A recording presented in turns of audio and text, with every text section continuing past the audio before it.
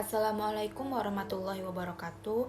Perkenalkan, nama saya Widya Cahyani, NIM 2004-2309. Baiklah, saya di sini akan memenuhi tugas mata kuliah perencanaan pembangunan, yaitu tentang strategi perencanaan pembangunan, dengan dosen pengampu Ibu Nora Eka Putri, SIP MSI. Yang pertama yaitu pengertian strategi perencanaan pembangunan. Strategi perencanaan pembangunan merupakan suatu cara untuk mencapai visi dan misi yang dirumuskan dalam bentuk strategi, sehingga dapat meningkatkan suatu kinerja. Kinerja sangat dipengaruhi oleh bagaimana suatu organisasi atau pemerintah menerima sukses atau mengalami kegagalan dari suatu misi organisasi pemerintahan tersebut.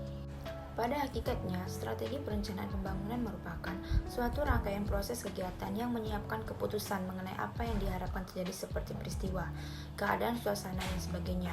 Perencanaan bukanlah masalah kira-kira, manipulasi atau teoritis tanpa fakta atau data yang konkret, melainkan persiapan perencanaan harus dinilai kembali sebagai konsep yang menjadi dasar pembangunan suatu bangsa.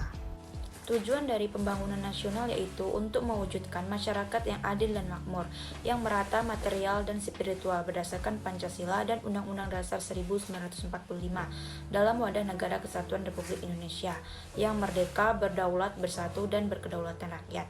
Dalam suasana perkehidupan bangsa yang aman, tentram, tertib, dan dinamis dalam lingkungan pergaulan dunia yang merdeka, bersahabat, tertib, dan damai.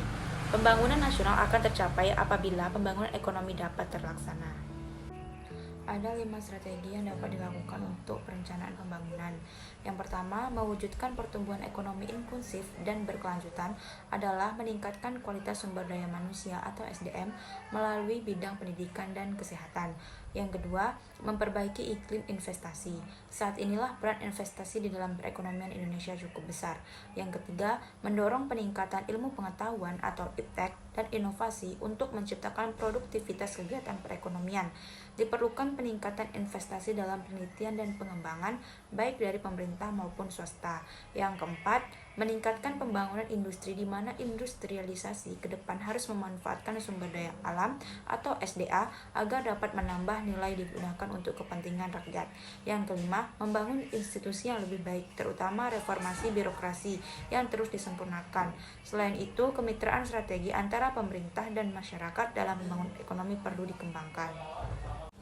Itulah tadi pemaparan materi tentang strategi perencanaan pembangunan yang dapat saya sampaikan. Apabila ada kata-kata yang salah, saya mohon maaf. Saya akhiri. Assalamualaikum warahmatullahi wabarakatuh.